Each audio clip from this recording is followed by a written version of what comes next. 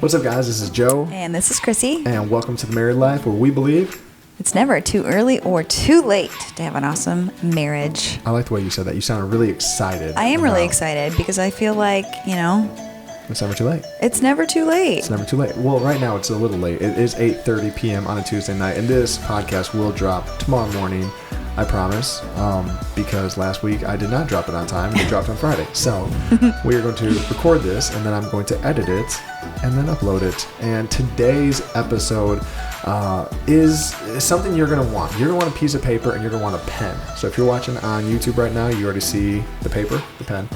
We both have a piece of paper and pen because we totally ripped this off from somebody at a conference, Matt Keller. Mm-hmm. And it was so good, and we thought that this applied to marriage so well. Mm-hmm. And it was called The Full Responsibilities of Leadership, but we're taking it to the full responsibilities of marriage. Yep. And so go ahead, pull out your pen, and what we're going to do is we're going to draw, okay? Now, Chrissy, the last time, she already said I made fun of her last time. Yeah, my train was awesome. Well, it was my train cart. Okay. It was awesome. I'm sure it was. Whatever. Yeah, it was great. But what we want to do on the left part of your piece of paper is we want to draw a train. Yep. So go ahead, guys. Yep. Draw your train. Mine's going to have smoke coming out of it. Well, that's what mine did last time. See, you're stealing my ideas. I'm stealing your idea of having smoke come out of a train. That was your idea only. Listen, I'm taking a poll. Whose train is better? Mine or Joe's? It's probably Joe's. He's way more creative than I am. Oh, you say that until you see my train. Oh, right my. Now, yeah, it's looking bad. I'm under pressure, I feel like, right now. You put the pressure on yourself. Oh, your train looks way better. Except, yeah, I don't know. What do you guys think? I don't know. We live in Chesterton. I feel like we should have this down packed. Yeah, this is horrible. Anyways, so draw your train. Draw your train. On the left-hand side of the picture. Okay. And paper. the number one thing, the reason we're drawing a train is number one is you have to manage the train, right? So what we're going to do is we're going to talk about 4 different parts today on how to have the 4 responsibilities of marriage. And the first responsibility is manage the train. And I think that's easy for a lot of people. I feel like people just feel like they're only managing the train, and that's where people get lost. Yeah. So it's going to be really encouraging today. Yep. Because the train is so important because, right, the train has carts on it, like you have people that you are moving, and the person that you need to focus on the most in your train is your spouse. Right. Your kids and everything. Like, I want you guys to understand, like, your kids will be a part of this conversation, but the whole idea is your spouse. Right. Okay. And the train itself is the day-to-day work stuff in marriage, and which can easily, like, you forget about, right? Because if you're looking at the tracks or you're looking where you're going, you can forget about the people in the train. Well, and it's also the operational things. It's the day-to-day things that are making your train move. And as a wife, you can make yourself move. You can eat yourself. You can dress yourself. You can go to the bathroom by yourself. I am so proud of you. I don't eat myself. I'm not a... You can eat by yourself. Dang it, what's that called? It's a cannibal, and that's not what I meant. But you can take care of yourself. You go to work by yourself. You drive by yourself. I know. It's pretty amazing. But lucky you. I guess some men don't, so I am lucky. But that's what I mean. That's how this can get lost in the operational stuff. Yeah. I can get lost in the kids who can't do all those things. Right. So we're in the cart. Yep, we're in the cart. And some of the operational things that we have to be aware of to continue to manage, and we were just coming up with these again. He didn't hit on this stuff because this is more applied to marriage, is something that you have to remember to take care of. And there's a train. Speaking of trains, listen, there's one in the background. See, we did it on purpose. We knew that the train would come. Yep, we did. Like it does every 8 minutes.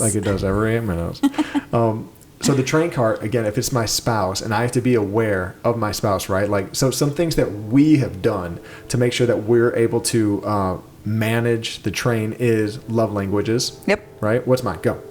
Words of affirmation. Nailed it. Wow, look at you. Physical touch. I don't know if it's physical touch. Okay, fine. Well, that's sex. Like, that's... it's. Just Just kidding. And that's everybody's. I do want to clarify, physical touch is not sex. People actually need physical touch during the day. Right. Like hugs. That's why I know mine's not physical touch. I was just kidding. It's a good... Did you see the wink? I even did it on the YouTube side. Okay. Nice. Whatever. Okay. Anyways, Chrissy's is quality time. Mm-hmm. And so, yeah, put those together and we're spending time with each other and she's just talking about me. That's what it looks like. Story of my life. So, second one, and we've done podcasts and all We've these. talked about all of this kind of stuff. Is understanding each other's personality. So, like on the Enneagram, Chrissy's a type 1, I'm a type 3. Those types go perfectly together. I did a type 1 thing today. I was cleaning out the inside of the vacuum.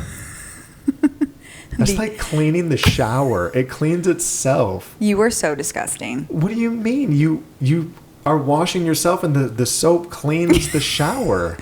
You can't say stuff like that. People think you're serious. And I clean your shower, so I appreciate that. Joke's on me. Look at you managing the train. I'm really doing it. You are. But yeah, it's knowing your personalities, knowing your EQ, your emotional quotient, being aware of things like that. Yep. Your finances, that's a really big one. And again, this is though not you paying attention to yourself, but paying attention to your spouse. Because it's easy for me to focus on 100 different things and forget about managing the one person I really need to make sure that I'm caring for and taking care of. Yeah. This is your marriage train. Right. Run your the marriage train. Come on, ride the train and ride it. Okay. Something else, finances, right? Because we have so many people that they get in fights because one of the spouses won't talk about the finances. It's like it's something you have to pay attention to on the train. I'm going to solve everybody's problem. Write your frickin' budget on a piece of paper. Done. Problem solved. And Chrissy, she used the word frickin' there because she's done that so many times. Told people about how to get their budget in order. Write it down. Write it down. Something that I think is so important that people miss is being emotionally in touch or available. Like I could easily come home. So today was a perfect example, right? I got home, kids were driving you nuts, you know? Driving me freaking crazy. I got home. I'm going to see how many times I can say frickin' in this podcast do it, today. Girl. Frick it up. Get frickin' with it. Okay. Real frickin' with it.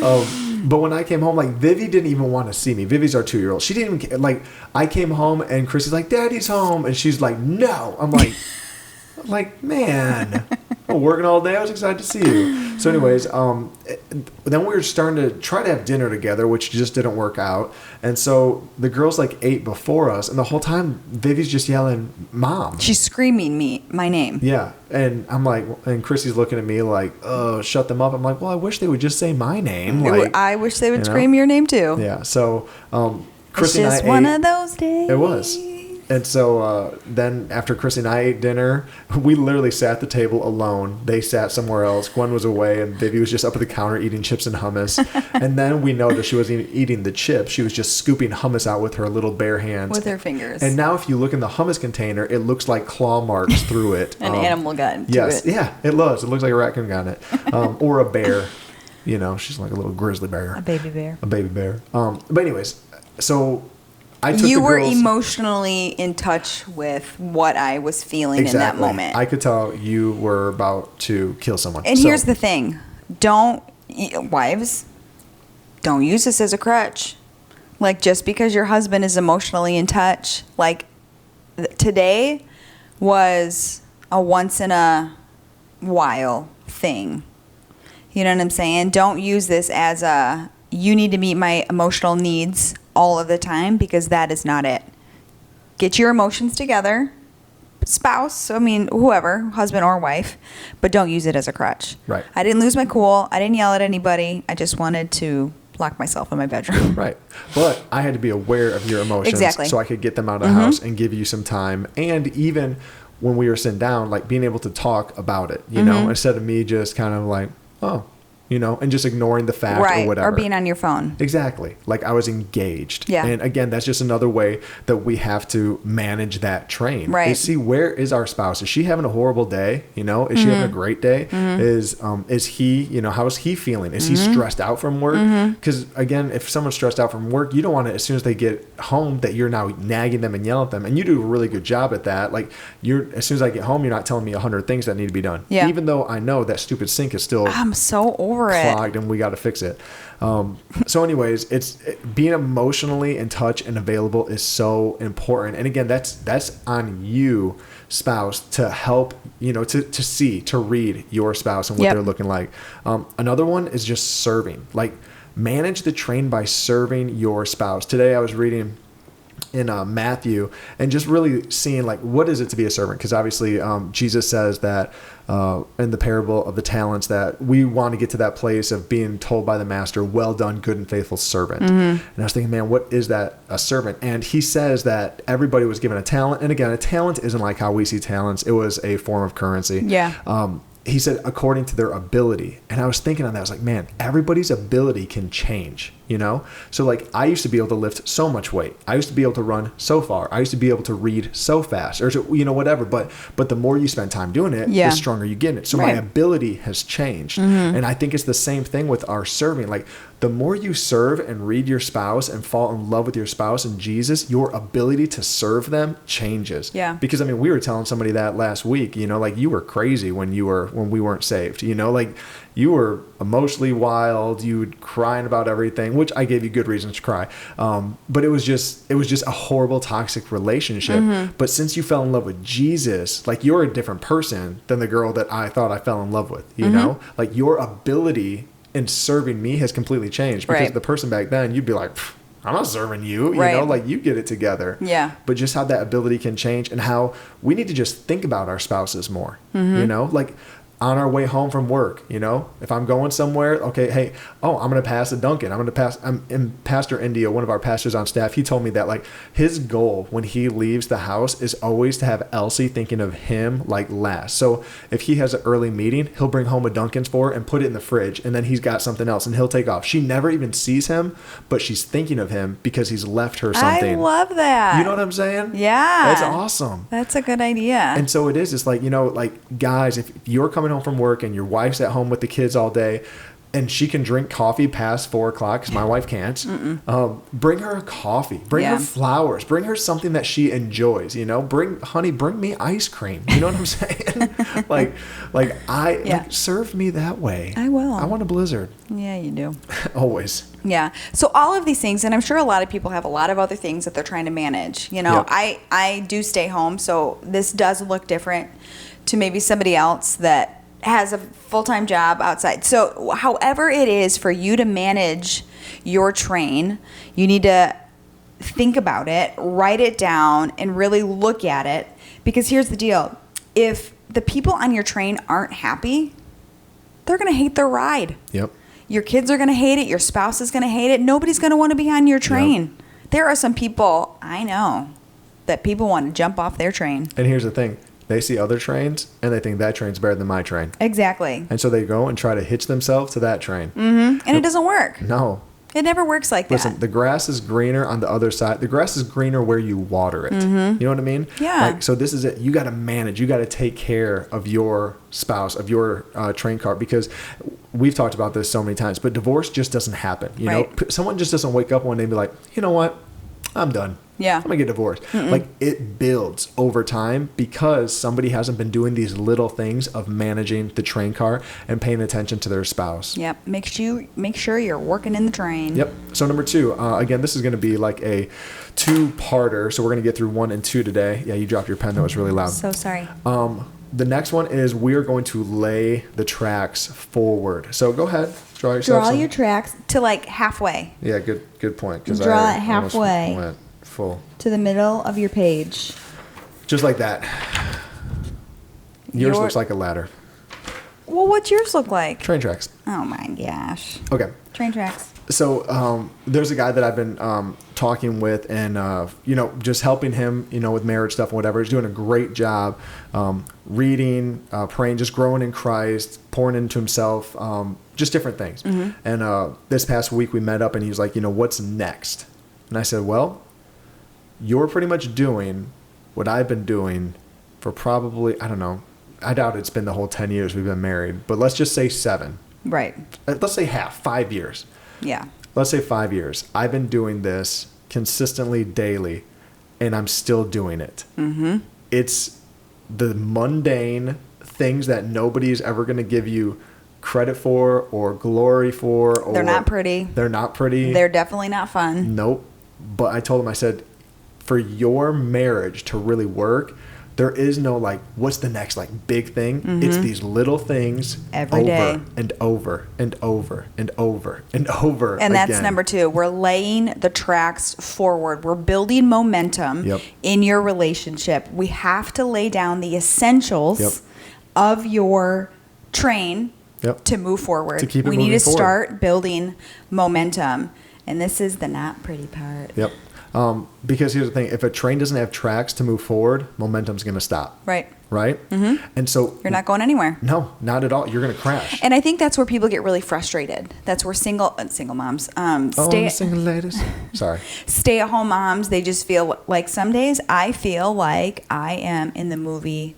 What's that movie called? Groundhog's Day. I'm literally replaying Or the same day. Edge of Tomorrow. That was Don't- at least fun. He had like a crappy day. Who? I mean, I guess in Edge of Tomorrow that was a crappy day Right. too. He kept getting killed. But you know what I'm saying? But he Like was you fighting just feel aliens. like you're doing the same thing and going nowhere. And that's what it's going to feel like if you don't have your tracks set forward. Right. And momentum going. And what it is really those tracks, it's a foundation. Right. You know? So just to, be clear, like our foundation, so there's certain things that you and I just do daily, you know, like it's part of our life. The number one thing for us is our devotional with Jesus, you know, like we do it, you know, our kids, they get it, they do it. Even tonight, which was awesome. We again, didn't sit down with them at dinner cause we were still cooking and Chrissy wanted to pull her hair out. But Gwen just prayed for them without us even being at the table, you know, like to me, She's like, I'm eating, I'm praying, bye. but I'm like, that's a win, Yeah. you know? Because that's something they see in us daily. Even today, Gwen came out and she saw me praying and reading. Like, she just knew, like, okay, it's daddy's time, you know? Yep. This is what he's doing. Something else that we really do is we like to pour into ourselves. Now, I told someone this the other day, and it's so true. Personal development isn't even personal, right? Right. Because when I'm pouring into myself, it's actually for you. Exactly. It's for the girls, you know? It's for the people that I'm serving at the church. It's for Pastor Dave and Pastor Vanessa. Yep. It's for our staff. It's for the interns, because personal development, it's to make sure that I'm serving others better. It's to make sure that I'm looking more like Christ so I can look like Christ to other people and love them more. I love that actually, because you just get this picture of like, if it were just you living your life every single day, you know, single, no kids, no real like career, you're just doing the thing over and over and over, like that doesn't impact anybody's life. No. You can't impact anybody's life like that. Right. But it's when you start to develop yourself, you start to, like we talked about before, that emotional quotient, you know, having those types of things build in your life, then you're actually able to affect other people and help other people along. Exactly. Something else that we do is we do food prep. You know, we've done that for so long. Wah, wah. I know, you get over it. We work out, we budget, you know, like there's a lot of, again, foundational things that we do just because we know who we are, you Yep. know? And so we have these tracks laid out because we know if we're going to be healthy and where we believe God's taking us, these are some of the foundation things we have to have. We have to eat right. We have to take care of our bodies. I need to be able to keep up with my kids. I want to be there for my kids and my kids' kids. Yep. Like, but that all starts now. Yep. I can't wait to do that when I'm 60 years old. Yep. And I think a lot of people do think like that. Well, when I get there, I'll figure it out. Yep. You know, I know people who are just looking for the doctor to give them that one medication that's just going to make it all go away. That's not how it works. No, but if it you starts find now. it, shoot me a text. And again, something that we say all the time, but it's so weird. Again, I met with somebody last week, and I was just telling them, like, listen, the week, it might have been the second week that Gwen was born, we went on a date night. You know, like that is one of our foundational things. You know, this past week, my mom, who always watches the girls, was gone. And so I asked Kara, our 21-year-old, if she'd watch the two little ones, you know? And so it's just something that we just cherish. And we're like, we're going to do that because it's foundational for us to be able to connect, Yep. you know? And I'm telling you what, the one person I met with, I was talking about, and he told me, he said, me and my wife, we went on a date once last year. I know. Like the whole year? Yeah. And he said, and the date, somebody else was there with them. Oh. So it wasn't even a double date. It was like, and I was like, man. Oh, like, there was like a third wheel? Yeah, that's what I said. Ah, I'm that's like, even worse than a double date. I know. I was like, listen, man. I was like, I'm up for double dates. We went out with Ryan and Mackenzie this past those week. are great. People can pour into your marriage. They can strengthen you. I'm all for it. Yes. I was like, man, but like a third wheel? I was like, that's weird. Yeah, I was like, that's dude, not like, a date. Like I don't count it. No, I was like, you got to date your wife with no one else there, no kids, And again, some of you might be like, well, that's impossible with my kids and blah blah. Blah. Like, listen, then spend the money that you would spend on the date on a sitter and just go walk on the beach. You know what I mean? Like, just go sit in your car if you're like, well, it's cold outside. Okay, put the kids to bed early. Do something.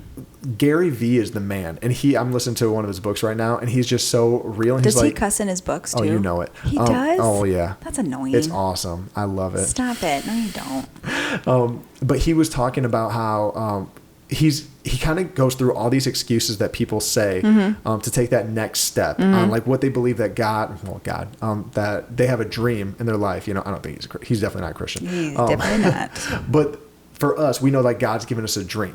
Now, so even for the podcast, here's a perfect example, right? We could say, well, we don't have time for a podcast, right? We could say it's 8:45 at night. I want to go and I want to watch Survivor, or I want to watch MasterChef, or I want to watch, you know what I mean? Like, we can make these excuses instead of saying like, no, I'm going to sacrifice that because we're going to pour into somebody. And listen, everybody, Chrissy and I in no way get any sort of kickback from this at all. If you guys want to send us some money, go for it. But we'll take it. Yeah, but we don't. This is just because we want to invest in other people. We see the need. It's important. Yep, and we're making time for it. And it's the same thing when it comes to a date night. If you saw the importance of a date, you'd be like, yep, I'm going to pay $50 for this babysitter, even if it's just every other week. Start somewhere. And like I said, sit in a car. You and I have done that before. We've sat in a car, went to the beach, and just looked at the water. And talked. That's it.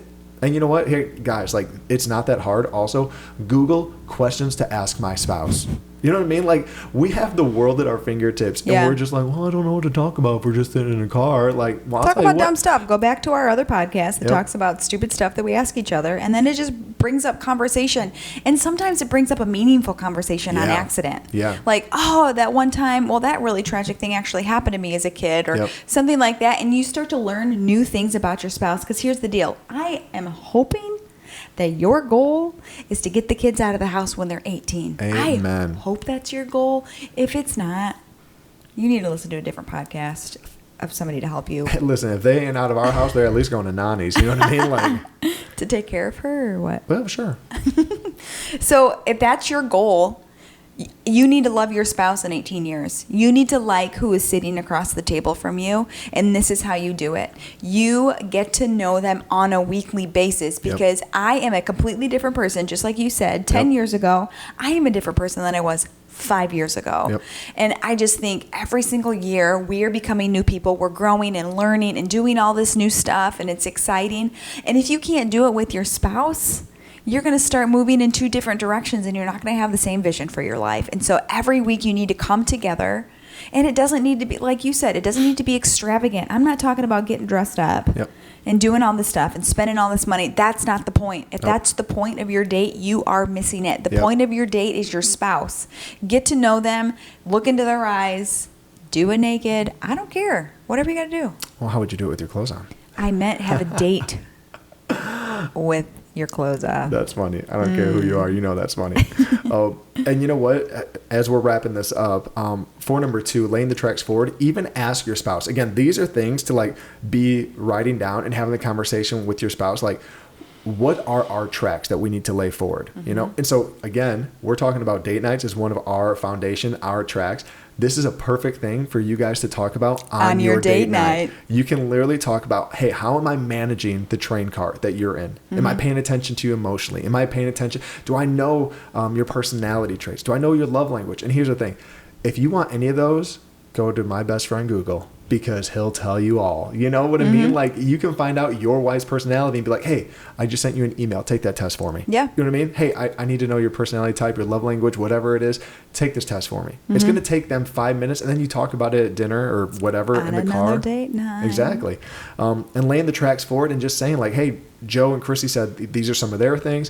What could our tracks be? Because we want to keep the momentum going. We don't want to just say, I do, but like Dan Seaborn said, now I have no clue. You know what I mean? Like, Yeah. this is what helps you to not say, I don't have a clue. I'm laying these tracks down. I'm laying, because I know that God has a vision for our marriage. And so, but here's the thing. If we don't walk out that vision, then that vision doesn't happen. Right. We're just sitting. And God doesn't want that to happen. Yep. Yep. So that's number 1 and number 2. We're going to hit on number 3 and number 4 next week. Again, we drew this, and it looks like a child drew it. I really hope this is helping you guys, because why wouldn't it? I mean, this is marriage changing right here. That's it.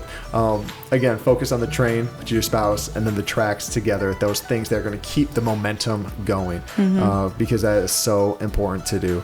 So anyways, my name's Joe. And I'm Chrissy, And this is Married Life, where we believe that it's never too early or too late to have an awesome marriage. Thank you for finishing that. You're welcome. I love you. Love you. See you guys next time. Bye.